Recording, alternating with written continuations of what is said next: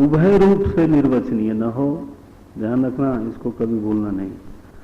न सत न असत न उभय, बल्कि सदसत से विलक्षण। उभय नहीं, ऐसा प्राय वेदांती लोग बोल जाते हैं, गलती मत करना। वेदांती लोग प्राय बोलते हैं जो सत रूप से निर्वचनीय नहीं है, असत रूप से निर्वचनीय नहीं है। एक तरफ से देखो तो सत है, तो दूसरी तरफ से देखो तो, है ना, असत है, तो वो मिथ्या है। परंपरा वाले डंडा लेके चहेटेंगे महाराज। अरे सत असत दोनों विरोधी है, एक में ही कैसे होगा वो? इसलिए हमारे यहां ऐसा शब्द है, सदसद विलक्षण। सद के लक्षण से अलग है, असत के लक्षण से अलग है। उभय नहीं बोलो। उभय का मतलब उसमें सत भी घटता है, उसमें असत भी घटता है। एक में दो कैसे होंगे? सत्ता भी असत्ता भी। Well done. और गोस्वामी जी की कहावत याद आ जाती है, मुंह फुलाना और ठठा के हंसना एक ही साथ, एक ही क्षण में। क्या चौपाई है?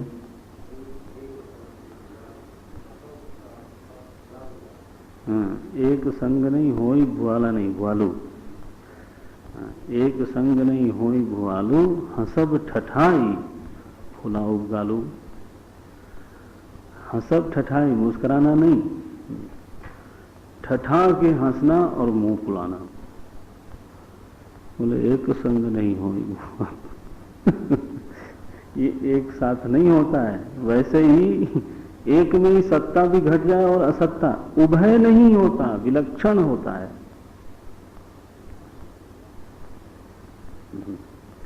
तो मिथ्या की कई परिभाषाएं हैं, आते आते देंगे, समय आते आते देंगे, जैसे जैसे प्रसंग आएगा। अभी तो ये प्रसंग है ज्ञान बाध्यत्वम मिथ्यात्वम। जो ज्ञान, जो समझ है जी, जो वस्तु, जो दृश्य ज्ञान से बाधित हो जाए, यथार्थ ज्ञान से, वो मिथ्या है। नारायण नारायण। ठीक है, तो अज्ञान किस कोटि में आएगा? फिर मिथ्या कोटि में आएगा, क्योंकि ज्ञान होते ही वो मिट जाता है। इसलिए अज्ञान भी मिथ्या है। तो दोनों व्याकरण दृष्टि से दोनों बात ठीक हो गई, मिथ्या अज्ञानम और मिथ्या ज्ञानम। आपको जो मर्जी वो प्रस्थान को चुन लो, विवरण प्रस्थान हो चाहे भामती प्रस्थान हो, आप चुन लो। जहाँ तक मेरा प्रश्न है, मैं हर बैच में बोलता हूँ, मैं कहीं इस प्रसंग में भामती कार के अपने आप को निकट पाता हूँ, भामती कार के निकट पाता हूँ। उसका हेतु दो है, एक नहीं। एक तो ये कि अज्ञान दशा होती नहीं, जब भी होती है तब कोई न कोई ज्ञान रहता है, इसलिए अज्ञान की दशा ही नहीं है। भ्रम पूर्व में अज्ञान दशा नहीं है, माने अनुभव सिद्ध नहीं है। दूसरा यह है कि निषेध या निवृत्ति केवल मिथ्या ज्ञान की होती है, अज्ञान की निवृत्ति तो होती नहीं। सर्प ज्ञान की ही निवृत्ति होती है रज्जु ज्ञान से।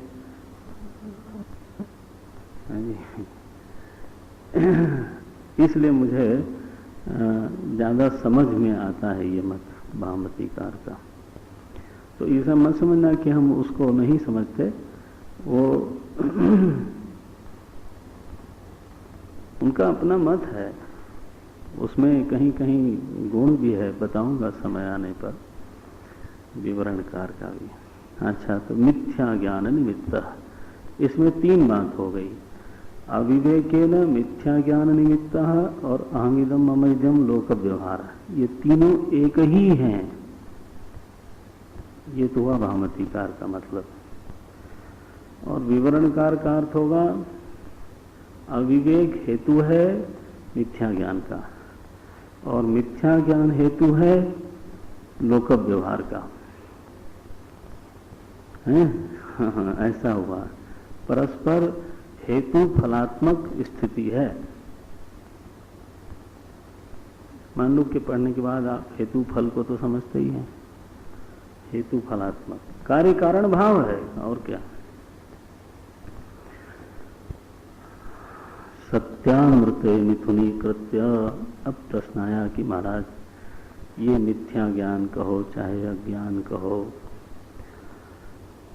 ये बताओ कि विषय विषयी में इतरेतर भाव हुआ, युष्मत अस्मत में इतरेतर भाव हुआ, कि सत्य अनृत में हुआ। ये अनृत कहाँ से ठोक लाए आप? अपने मतलब की बात निकाल लेते हो, अभी से मिथ्या का आधार बना रहे हो। अनृत कहाँ से ले आए?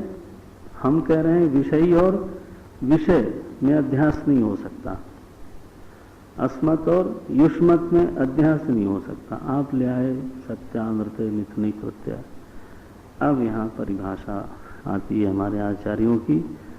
सत्य और अनृत इसलिए कहा गया क्योंकि सत्य की परिभाषा देख लो, अनृत की परिभाषा देख लो, और फिर ये देख लो कि क्या विषय और विषयी दोनों सत्य कहलाने लायक हैं,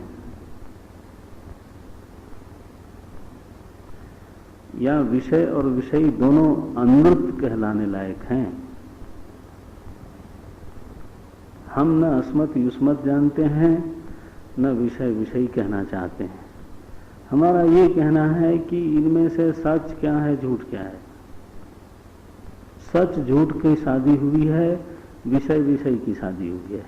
अरे विषय विषय की शादी कराने वाले तो जोड़ीदार की शादी करा रहे हैं, दोनों सच हैं उनकी नजर में तो नहीं, दोनों सच हुए ना। हम तो पहले उस पर चोट मारते हैं कि शादी बड़ी गड़बड़ हुई है, एक झूठ है महा, दूसरा सच है महा, दोनों में शादी हो गई, मिथुनी कृत्य। बोले महाराज बोलो परिभाषा।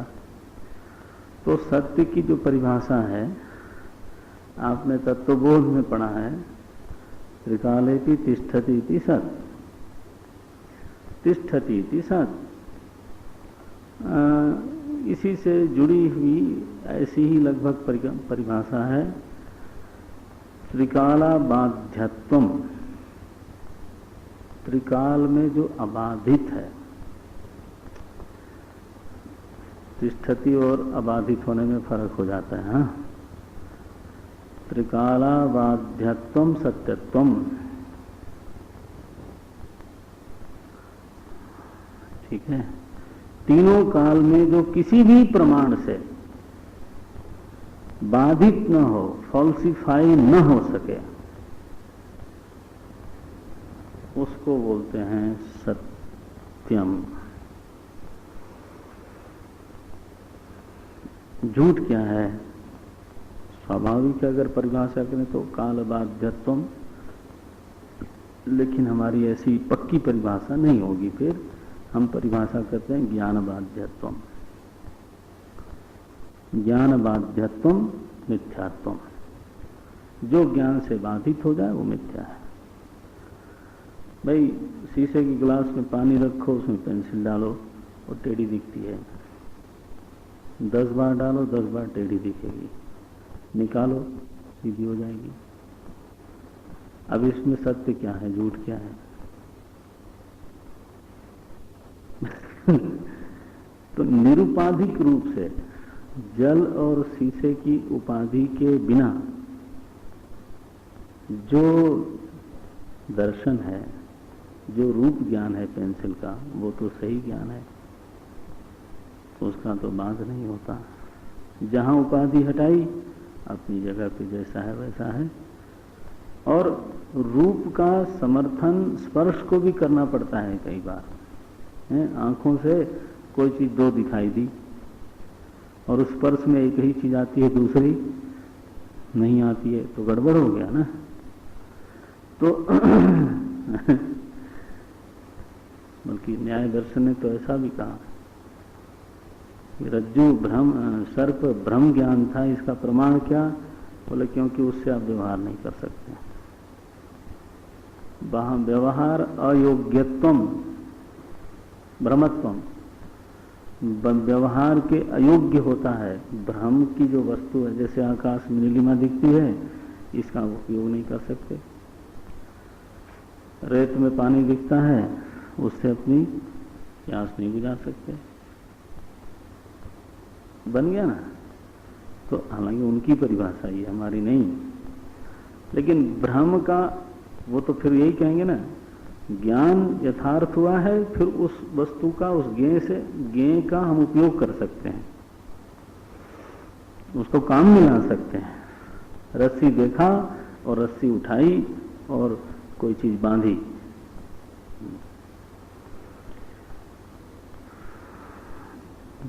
तो ये जो पेंसिल मैं बता रहा था, ये क्या है? उसका टेढ़ापन ज्ञान से बाधित हो गया, इसलिए टेढ़ापन मिथ्या।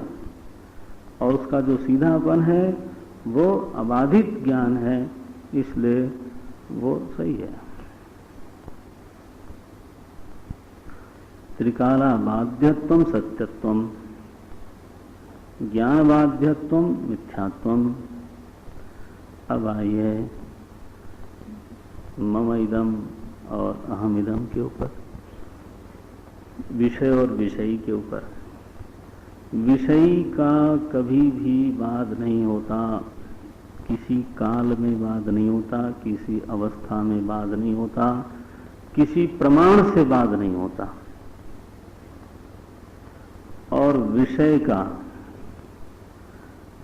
का तो नजारा ये है कि विषय कई बार अपना स्वयं ही वाद करता रहता है। आप तो चुप हुए देखिए। किसी ने कहा कि महाराज आप लोगों को मिथ्या कहने की आदत पड़ गई है, बड़ा शौक चढ़ा है, अच्छा नहीं लगता, ये जगत को क्यों मिथ्या बोलते रहते हो? आप देखो, ये हमारे सगे संबंधी, ये हमारा प्यार दुलार, ये हमारा रस, ये हमारी प्रॉपर्टी। लखनऊ में कहा महाराज, बैठा था मैंने कहा नहीं कहते हैं, कल से नहीं बोलेंगे, उसमें क्या है। लेकिन एक बार प्रेम से किसी भी संबंध को, चाहे जिस संबंध को, किसी संबंध को प्रेम से सच मान के अपना लो, दिल से लगा लो, वो संबंधी धीरे से कुछ काल में धीरे से कान में कह देगा मैं इस लायक नहीं हूं। हाँ जी, वो कहीं न कहीं उसमें दरार दिखा देगा, उस संबंध का जो ढीलापन है, खोखलापन है, क्या उसमें जो हम आलंबन लेना चाहते हैं पूरी तरह से, उसमें जो अनालंबत्व है, वो कह देगा मैं आपका आसरा नहीं बन सकता, आप बेकार गलत नंबर डायल कर रहे हो। पद, प्रतिष्ठा, संबंध, शरीर, आयु, स्वास्थ्य नहीं, बल, वैभव, ऐसा क्या है जो खुद अपनी कहानी हमसे आके नहीं कह देता कि भाई मेरे, तू किसी और की शरण पकड़। मैंने तो थोड़ा सा प्यार किया था, तू ज्यादा करने लग गया तो कैसा चलेगा। यह जो अनालंबत्व की समस्या है, ये मनुष्य को क्यों भोगनी पड़ रही है? अगर कोई भी संबंध, कोई भी पद, कोई भी प्रतिष्ठा, कोई भी वैभव उसको आलम्बन देने में है, गुलामी जी, उसको आलंबन देने में समर्थ होता तो उसको आज ये अनालंबत्व की समस्या ही क्यों होती। आप इसको प्रायोगिक स्तर पे देखो। पुत्र का आलंबन, संतान का आलंबन लेने के लिए गृहस्थ आश्रम में लोग प्रयास करते हैं, और जहां संतान अब ब्रह्मचारी लोगों के सामने क्या बोलूं, ये बात मैं गृहस्थों के सामने बोलता हूं। अब ब्रह्मचारी लोगों के सामने गृहस्थ की बात करना अपनी ही मूर्खता है और गृहस्थों के सामने सन्यासी लोगों की बात करना, फिर भी सुना देता हूं। तो जहां संतान लोग महाराज बड़े हुए, विवाहित हुए, काम पे लगे, अब वो कहते हैं let me live my life, you know, dad dad बोलते हैं, अब मेरा जीवन मुझे जीने दो। अब है जी, हर व्यक्ति जानता है कि उसमें आलंबत्व कितना है। हर धनी जानता है कि धन में आलंबत्व कितना है। हर पदाधिकारी जानता है कि पद में, और यदि वो नहीं जानता है तो आप उसकी बुद्धि पर उसको धन्यवाद दो, एक अभिनंदन समारोह करो और कहो धन्य है आपकी बुद्धि मूर्खाधिराज। ऐसा महाराज तार पे चलने वाली बात है दुनिया में। तो जादूगर चलते हैं ना तार के ऊपर, रस्सी के ऊपर, ऐसा चल बैलेंस करना पड़ता है हर जगह। अपने पद को बनाए रखने के लिए पूछना बड़े बड़े पदाधिकारियों से, अपने बॉस के साथ और अपने सबॉर्डिनेट के साथ, दोनों के साथ संबंधों को भी बनाए रखने में ऐसे ही चलना पड़ता है। सर्कस में देखते हैं ना, छाता लेकर के ऊपर बैलेंस करती रहती है, और मास्टर जो होती है असली, वैसे ही करना पड़ता है। वो जमीन पे चलने जैसी बात नहीं है, बल्कि रस्सी पे चलने वाली बात है। जमीन पे लोग तो हंसते खेलते चलते हैं, बल्कि पी के भी चलते हैं। हाँ, लेकिन ये संबंधों पर आश्रय लेने का और पद के और वैभव के ऊपर आश्रय लेने का तो हिसाब किताब ऐसा ही है जैसे कोई रस्सी पर आश्रित तो है, चल तो वही रहा है, लेकिन वो उसका बिल्कुल खोखला, कितना परिश्रम है उसमें वो जानता है।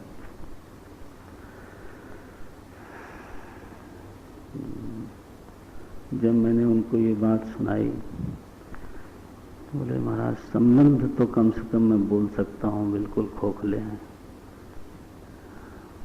हमने कहा वाह, काहे रे दुनिया बसाई दुनिया बनाने वाले क्या है, कैसे तेरी खुदाई कैसे, दुनिया बनाने वाले हैं। हाँ, क्या तेरे मन में समाई काहे को दुनिया बसाई। हाँ, हमारा दादू एक फिल्मी गाना गाता है, दादू भी गाता है, ऐसी बात नहीं है, अपने जमाने का गाता है। क्या है, रिश्ते नाते, हाँ, प्यार वफा बातें हैं, बातों का क्या। देखो, रिश्ते नाते प्यार वफा नाते हैं, बातें हैं, बातों का क्या। अच्छा बताओ, ये तुम मिथ्या नहीं बोल रहे हो क्या? अब हम कह देते हैं मिथ्या तो पेट में अनपच हो जाती है, और खुद फिल्मी गाना गाते हो तो मौज लेते हो। मैंने इसी बात पर फिल्मी गाना बनाते हैं तो लोग तालियां बजाते हैं, और वेदांती लोगों ने कह दिया कि भाई ये बाधित हो जाता है, काल में बाधित हो जाता है। मैंने कहा ना, आपको ज्यादा विचार करने की जरूरत नहीं है, तो अपने आप ही बाधित होता रहता है।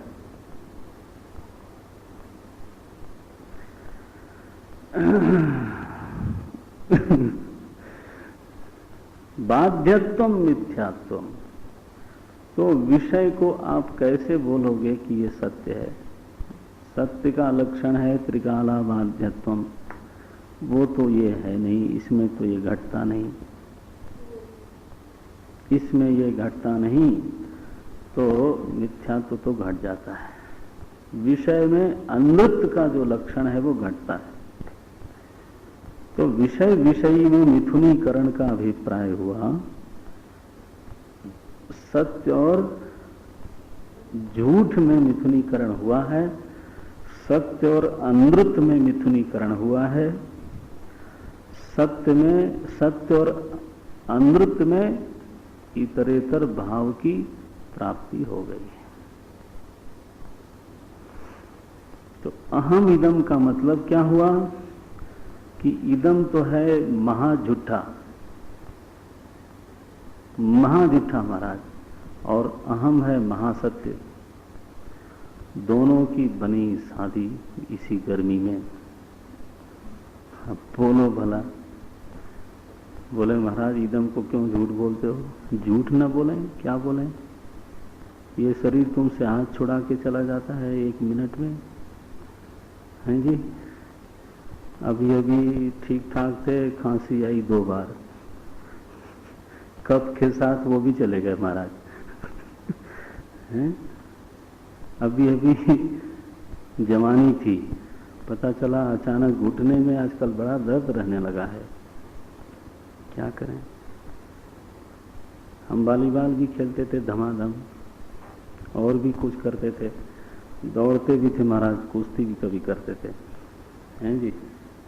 अब महाराज कोई मुझे दौड़ा दे 1-1.5 मील तो शायद उसी दिन हरिओम हो जाएगा, हैं जी? लेकिन ये क्या है? झूठा नहीं है। इदम, जिस इदम के साथ हमने अहम को जोड़ा है वो झूठ बोलता है कि नहीं? कल कुछ बोला था, आज कुछ बोला है। नहीं है।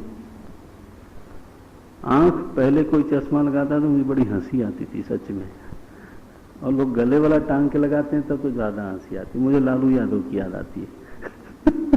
वो अपना टांग के और नीली स्वेटर पहन के, बहुत ही कम लोग पहनते हैं ऐसा, उसका रंग कॉम्बिनेशन भी जोकर का ही होता है।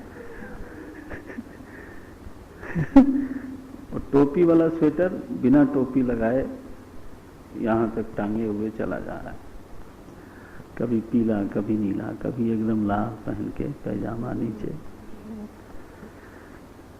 अब चश्मा मुझे खुद ही पढ़ते समय लगाना पड़ता है। जिंदाबाद।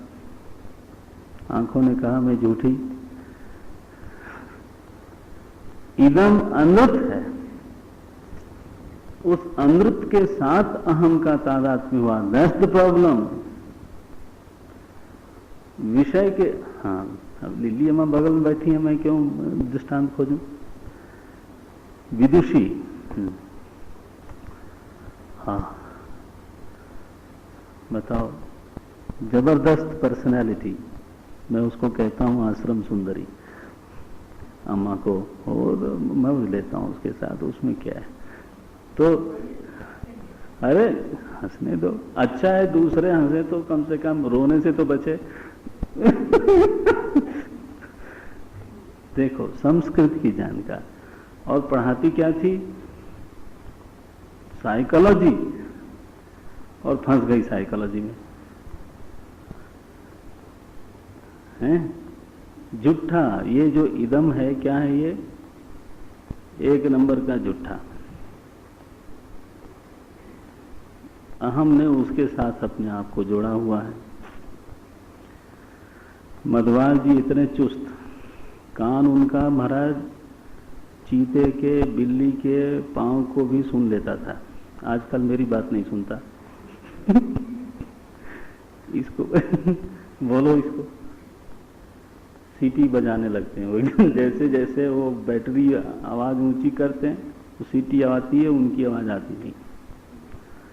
लखनऊ जब जाते हैं मिलते हैं, अब सुनते नहीं महाराज। बाधित हो गया कि नहीं वो कान? तो ये जो इदम है ये विषय और विषयी का तादात्म्य नहीं है, बल्कि सत्य और झूठ का तादात्म्य है। That's the problem. ये हमारे भगवान भाष्यकार बोलते हैं। और फिर मम इदम जो है वो भी झूठ का ही पसारा है। इतनी मेहनत करते हैं, उस कर्म के दबाव में आके कुछ चीजें हमारे पास आ जाती हैं। कितने दिनों के लिए? कुछ दिनों के लिए। इसके बाद हम उस पर बैठे तो भी सरक जाती हैं जी।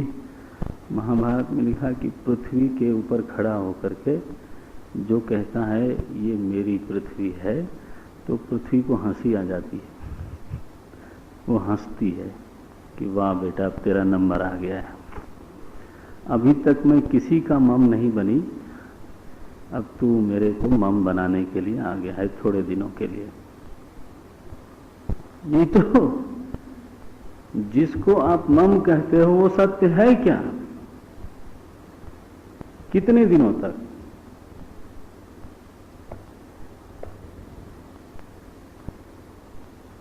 तो न तो अहम इदम में जो इदम है वो सत्य है, न तो मम इदम में इदम सत्य है।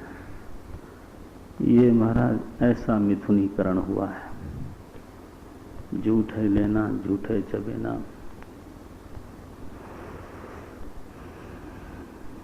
क्या लोक व्यवहार।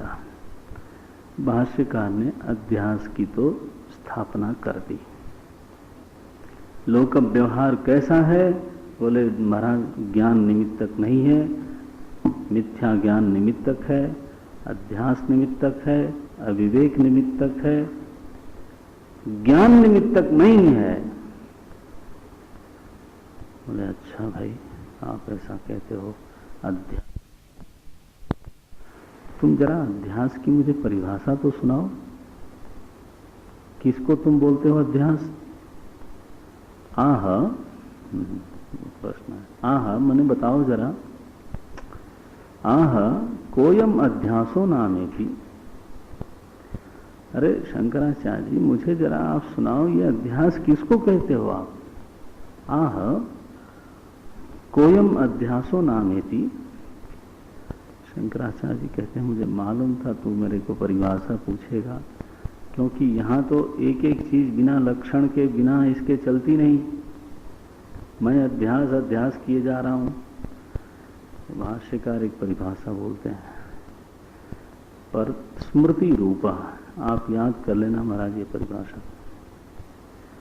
स्मृति रूपः परत्र पूर्व दृष्टावभास। ये अध्यास की परिभाषा है। ये मिथ्या ज्ञान की का लक्षण है। स्मृति रूपः परत्र पूर्व दृष्टावभास।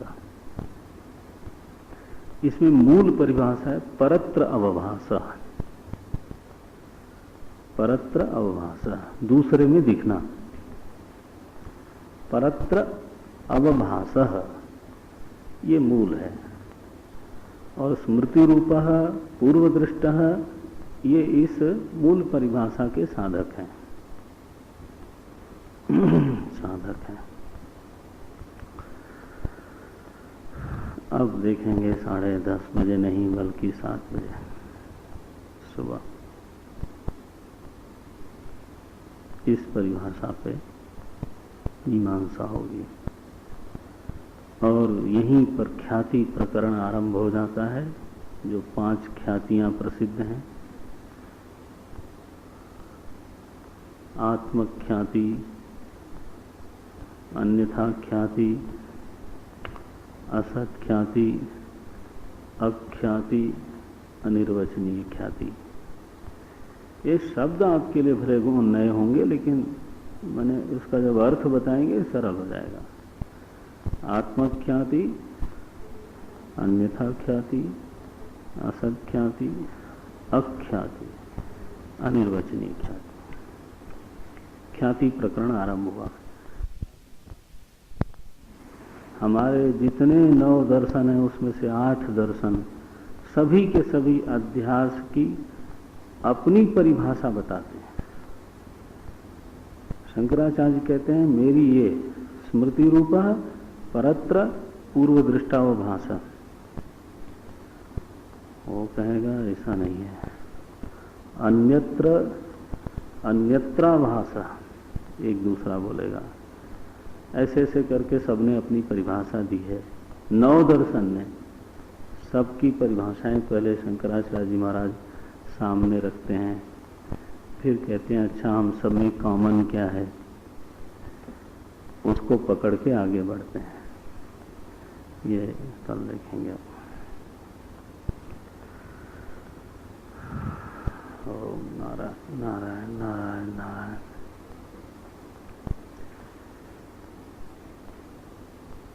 ओम पूर्णमदः पूर्णमिदं पूर्णात् पूर्णमुदच्यते पूर्णस्य पूर्णमादाय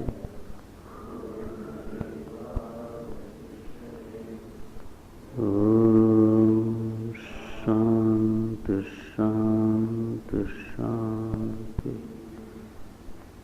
हरि ओम श्री गुरुभ्यो नमः।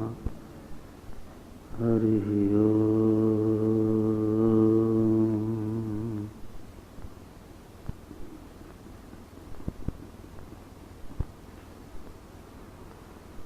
नारायण नारायण नारायण नारायण नारायण नारायण। ले लिया माँ, कुछ नहीं।